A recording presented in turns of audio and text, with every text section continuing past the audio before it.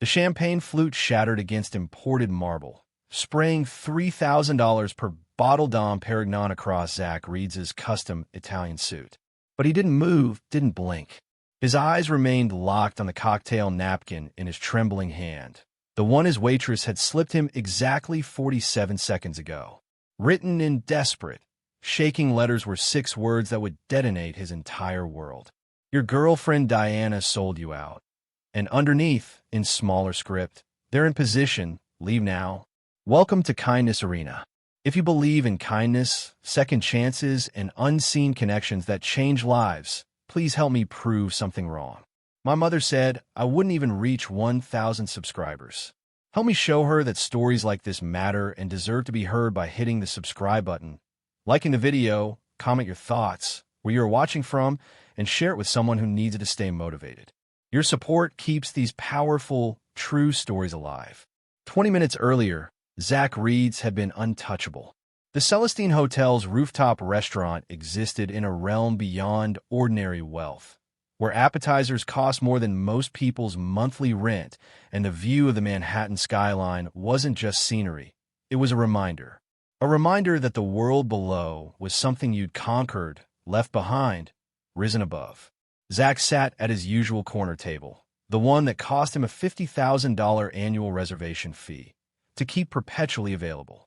His girlfriend Diana James sat across from him, radiant in a crimson dress that probably cost more than a Honda Civic. Her laugh, musical, practiced, perfect, floated across the table as she recounted some amusing anecdote about her yoga instructor. He barely heard her. His mind was on tomorrow. The Bergstrom merger.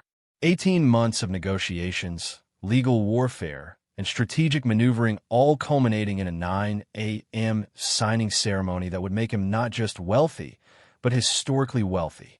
Generational wealth. Dynasty wealth. The kind of money that bought islands.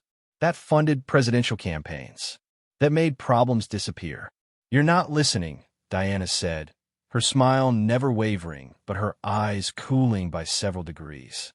Sorry, darling. Zach reached across the table, taking her hand.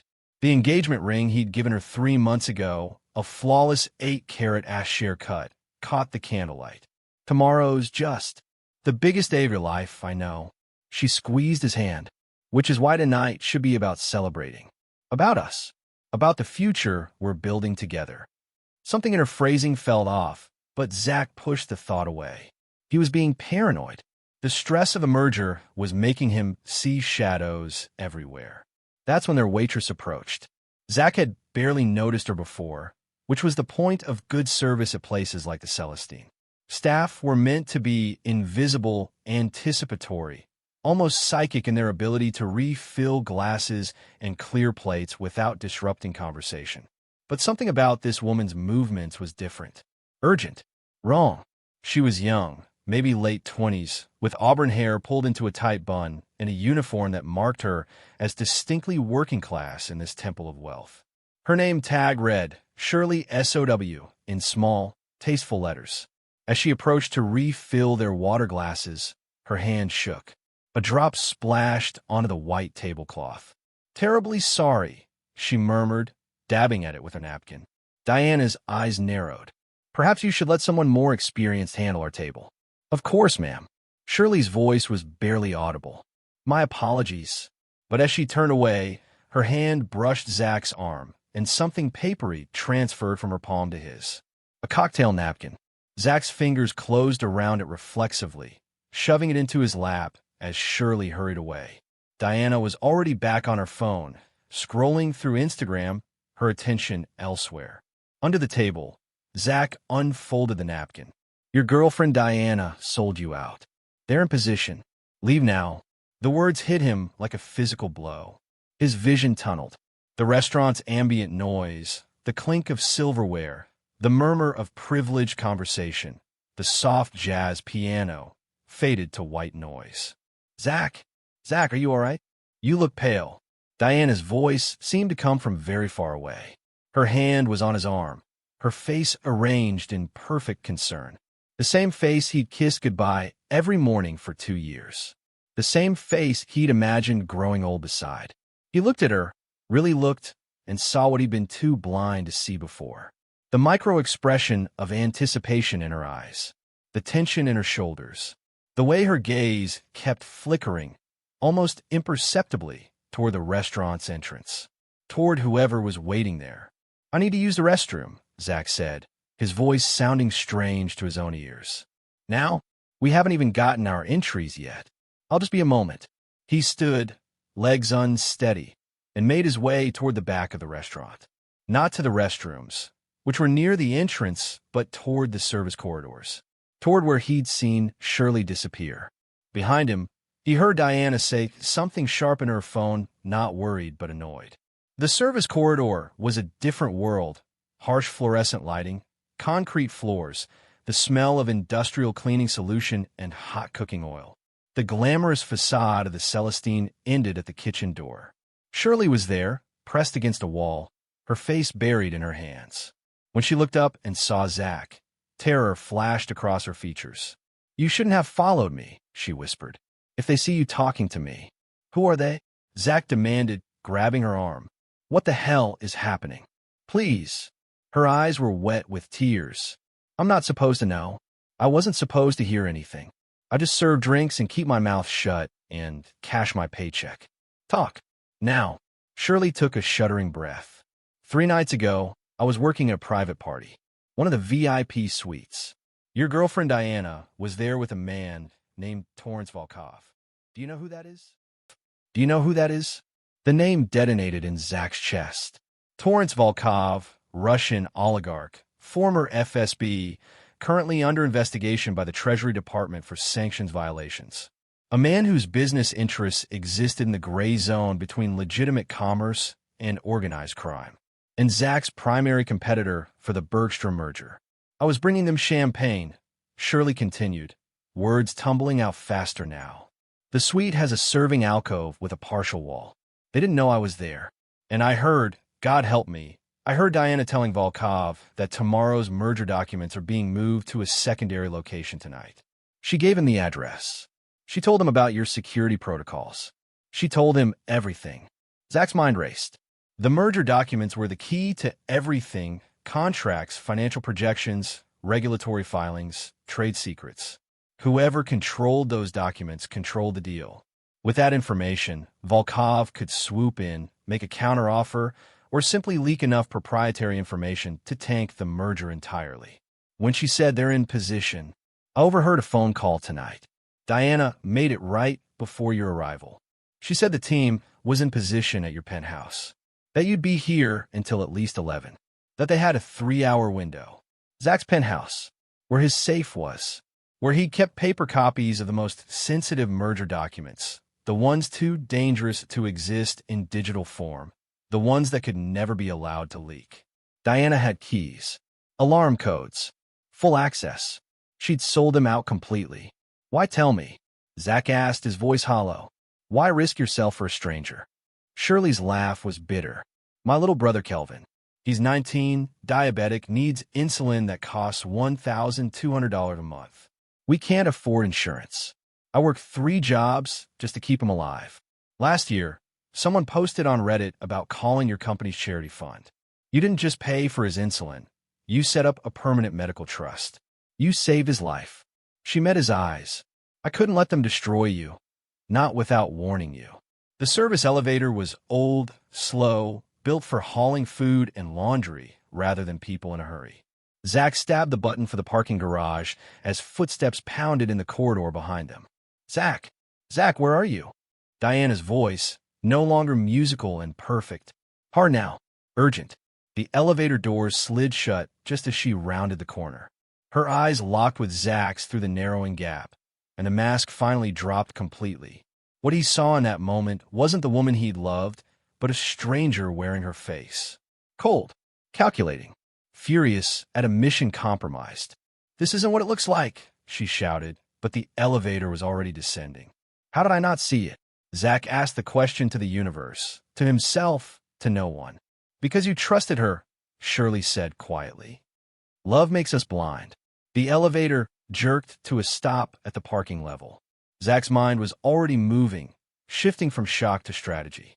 He'd built a billion-dollar empire by being 3 steps ahead of everyone else. Time to prove it wasn't just luck. "My car's in slot P7, he said. "Stay close." They emerged into the concrete cavern of the parking garage, footsteps echoing. Zach's Aston Martin Vanquish sat gleaming under the harsh lights. $400,000 of British engineering that suddenly seemed absurdly frivolous. He was halfway to the car when he realized if Diana had sold him out completely, she'd have given them everything, including his vehicle information. "Wait," he hissed, grabbing Shirley's arm. That's when he saw them. 2 men, professionally dressed, standing beside a black Mercedes. One was on his phone. The other was staring directly at Zach's parking spot, waiting. "Other way," Zach whispered. "Slowly. Don't run." They backed into the shadows between 2 SUVs. Zach's phone buzzed. A text from Diana. "We need to talk." "Where are you?" "I can explain everything." And underneath it, from an unknown number. "Mr. Reeds, Torrance Volkov. I believe your girlfriend and I have mutual business interests. Let's discuss this civilly. No need for drama." The threat was clear. They knew where he was. They were closing in. "What do we do?" Shirley's voice was steady despite her fear. This woman who served drinks for a living, who worked 3 jobs to save her brother, had more courage in her little finger than Diana had in her entire designer-clad body. Zach thought fast. He couldn't go to the police. By the time he convinced them Diana was stealing merger documents, Volkov would be long gone. He couldn't go to his penthouse that was clearly compromised. His normal security team reported to his head of corporate security, Brennan Holt, who Diana had met countless times, who might also be compromised. But there was one person Diana didn't know about. "Do you know where the maintenance office is?" he asked Shirley. "Sure, I take the trash down there sometimes." "Why?" "Because we're going to use a phone Diana doesn't know exists." They navigated through the garage's maintenance corridors, passing startled custodial staff, until they reached a cluttered office that smelled of machine oil and coffee. Zach grabbed the landline and dialed a number he'd memorized years ago but never used. 3 rings. Then, Falcone. Dante Falcone. Former FBI, now freelance security consultant. The man you called when you needed to make sensitive problems disappear. Zach had kept him on retainer for 5 years against a day like this. "It's Reeds. I need an extraction. Corporate espionage, possibly physical threat. The Celestine Hotel parking garage, maintenance office 3. Unknown number of hostiles. 15 minutes. Stay off your phone and away from exits. Anyone asks, you're checking on a plumbing problem." The line went dead. "Now we wait," Zach said. Shirley slumped into a chair. "I just wanted to bring people drinks and go home to my brother. How'd I end up in the middle of corporate espionage?" "Because you're a good person," Zach said. "Apparently that's rarer than I thought." His phone kept buzzing. Text from Diana, growing more frantic. "Please, Zach, let me explain." "You're not answering." "I'm worried." "Fine. Be that way. But this doesn't change anything." That last message told him everything. She wasn't panicking about their relationship. She was panicking about the operation failing. How long had she been planning this? Months? The entire relationship? The thought was nauseating. Exactly 14 minutes later, the maintenance office door opened. A compact man in a dark suit entered, moving with the economical grace of someone trained in violence. Dante Falcone had the kind of face you'd forget seconds after looking away, except for the eyes, which missed nothing. "Mr. Reeds." "Miss," so he nodded to each of them. "We have a vehicle waiting, but there are 3 hostiles in the garage. We'll need to move quickly. Stay between me and Vaughn." A second man appeared behind him, similarly nondescript, similarly dangerous. "What about my documents?" Zach asked. "The merger papers at my penthouse." "Already secured," Falcone said. "When you called, I dispatched a team. They're currently encountering significant resistance from intruders at your residence. The police will arrive shortly. Your documents are safe." Relief flooded through Zach. "How did you?" "It's my job to be paranoid on your behalf, Mr. Reeds. Now, we need to move." They exited into the garage, moving in a tight formation. Zach spotted the 2 men from before, now joined by a third, all scanning the area with increasing agitation.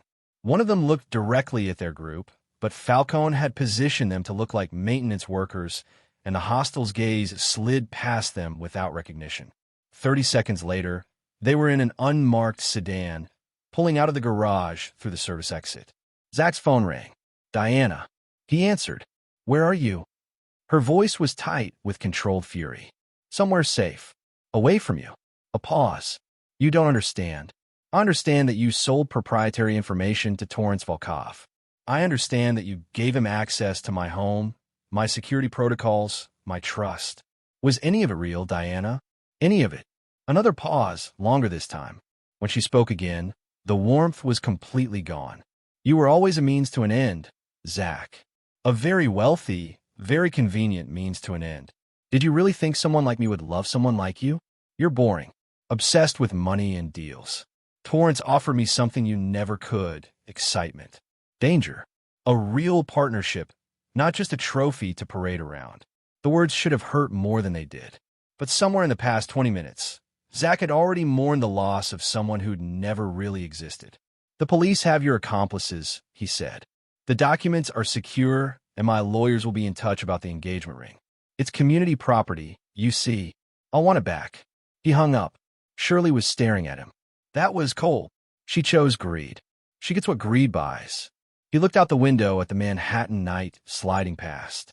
What about you? Where can we take Yudo that is safe? My apartment in Queens. I need to check on Kelvin. You can't go back there, Falcone interjected from the front seat. If they identified you warning Mr. Reeds, your home is compromised. Shirley's face went pale. My brother. I'll send someone to collect him, Zach said. Give me your address. He'll be brought somewhere safe. You both will. I can't ask you to. You're not asking. I'm insisting. He met her eyes. You saved me tonight. Let me return the favor. The safe house was a luxury apartment in Tribeca that Falcone maintained for exactly these situations. Shirley's brother Kelvin arrived 30 minutes later, confused but unharmed, clutching his insulin kit and backpack. Sis, what's going on? This guy in a suit showed up and said we had to leave right now. It's complicated, Shirley said, hugging him tight. But we're safe. That's what matters. Zach spent the next hour on conference calls with his lawyers, his board, and law enforcement. The picture that emerged was damning. Diana had been working with Volkov for 8 months, feeding him information about Zach's business dealings. The engagement had been entirely strategic, designed to get her close enough to access truly sensitive information. 3 of Volkov's operatives were in custody, caught red-handed breaking into Zach's penthouse safe. Diana herself had disappeared, likely already on a private jet to a non-extradition country. But the merger documents were safe. The deal would proceed as planned. By 3 a.m., when the last lawyer hung up, Zach found himself alone in the safe house's kitchen with Shirley. She was making tea, moving around the unfamiliar space with the practiced efficiency of someone who'd worked food service for years. Kelvin's asleep, she said, handing Zach a cup. He still doesn't really understand what happened. I told him we had a gas leak. Probably for the best. They sat in silence for a moment. Then Shirley asked, what happens now? To us, I mean. Do we just go back to our lives? Zach considered this. You can't work at the Celestine anymore. If anyone from Volkov's organization identifies you, you're at risk and your apartment is compromised. So I'm homeless and unemployed. Shirley's laugh was hollow. Great trade-off. Or, Zach said slowly, an idea forming, you could work for me. As what? A waitress at your corporate cafeteria? As my executive assistant. Shirley nearly dropped her tea. What? I need someone I can trust, absolutely. Someone who isn't motivated by greed or status. Someone who proved tonight that they'll do the right thing even when it puts them at risk. He leaned forward. You're smart, resourceful, and you have integrity. Those are the 3 things you can't teach. Everything else, business protocol, corporate systems, that's just training. I never went to college. I don't have experience. Neither did half of the most successful people I know. They just had drive and opportunity. I'm offering you the opportunity. The question is whether you have the drive. Shirley stared at him for a long moment. Then, slowly she smiled. When do I start? Tomorrow.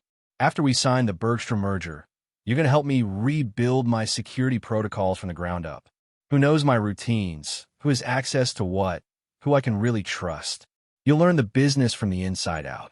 What about Kelvin? Private school. Full medical coverage, including insulin in perpetuity. In an apartment in a building with actual security. Zach paused. I owe you more than a job. Surely. I owe you my company. Possibly my life. I was just doing what was right. Exactly. That's why I need you.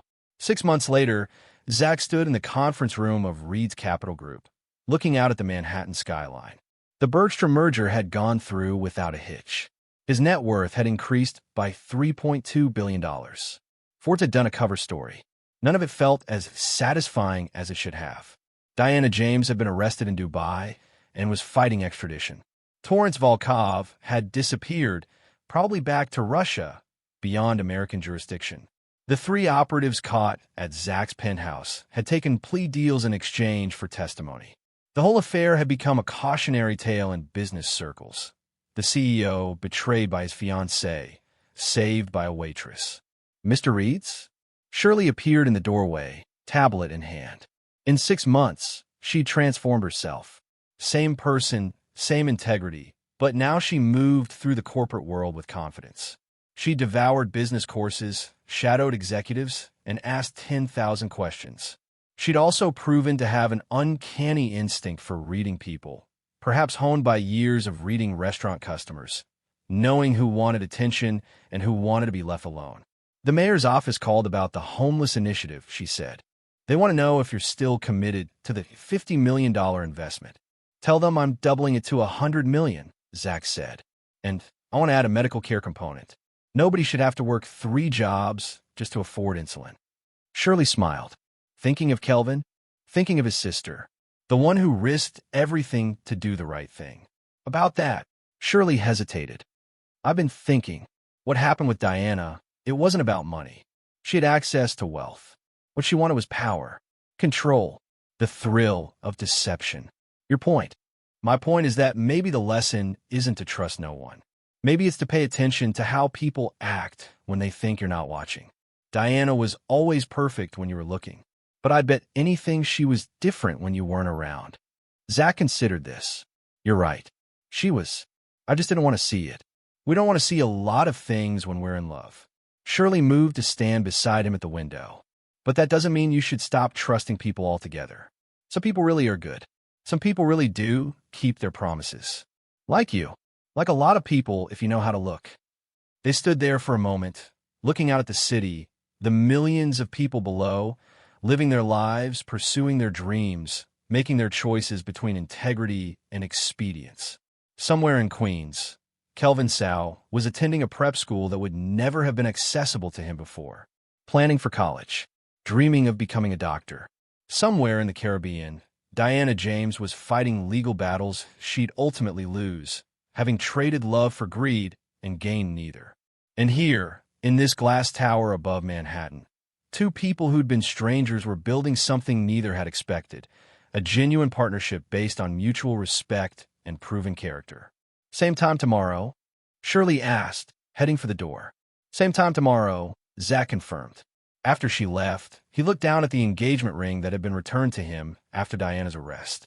8 carats of flawless diamond that had meant nothing. He'd had it appraised $1.2 million, more than enough to fund a scholarship program. He picked up his phone and called his foundation director. I have a new project, he said. Scholarships for service workers pursuing higher education. Full ride, no strings attached. I want to call it the Shirley Sow Initiative. Generous as always, Mr. Reeds. What inspired this?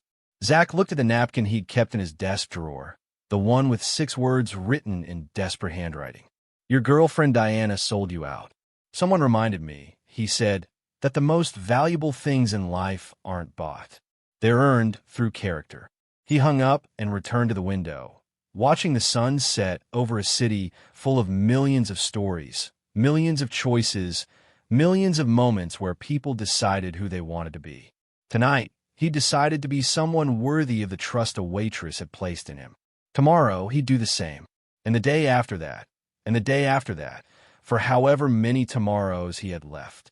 Because that's what you did when someone slipped you a note that saved your life. You spent the rest of that life trying to deserve it.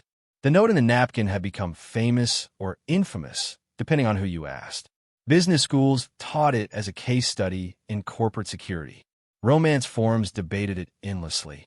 Someone had even made a podcast about it. But for Zach Reeds and Shirley Sow, it was just Tuesday.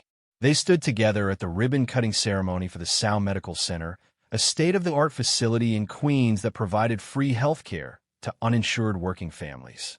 Kelvin, now in his second year at Cornell Medical School, stood between them. 3 years ago, Zach told the crowd, someone I barely knew risked everything to save me from someone I thought I knew completely. That moment taught me that character isn't about what you say. It's about what you do when no one's watching, when there's no reward. Doing the right thing might cost you everything. He looked at Shirley, who'd become not just his right hand, but his friend, his conscience, his reminder of what mattered. This center exists because a waitress wrote 6 words on a napkin, but it continues to exist because millions of people like her make the choice to care, to help, to do what's right even when it's hard. After the ceremony, as photographers captured images and reporters shouted questions, Shirley pulled Zach aside. "You know what the best part of all this is?" she asked. "What?" "Kelvin's healthy. I have a job I love. I go to sleep every night knowing I helped build something good. Diana's in federal prison, and you." She smiled. "You learn to trust the right people. All because you had the courage to write a note." "No," Shirley corrected. "All because you had the courage to believe it. A lot of people would have ignored a waitress, would have trusted their girlfriend over a stranger. You didn't. Then I guess we saved each other." "I guess we did." Somewhere in a federal facility, Diana James watched the news coverage of the ribbon cutting on a TV in the common room. 8 years into a 12-year sentence for corporate espionage and conspiracy to commit fraud. She'd had everything: wealth, position, love, and thrown away for more. Now she had nothing but time to think about 6 words on a napkin that had changed everything. The note that had saved a man and destroyed a traitor. The note that proved sometimes the most important messages come from the most unexpected places. The note that reminded the world character matters, trust matters, and sometimes the person serving your dinner holds your future in their hands. The only question is whether you're wise enough to listen.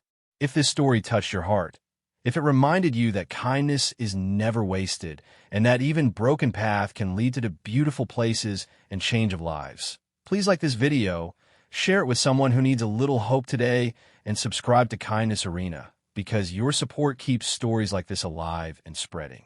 Tell us in the comment what you would have done differently if you were the millionaire. Would you have offered him the job? Or has a stranger's kindness ever changed your life in ways you didn't expect? We'd love to hear your story.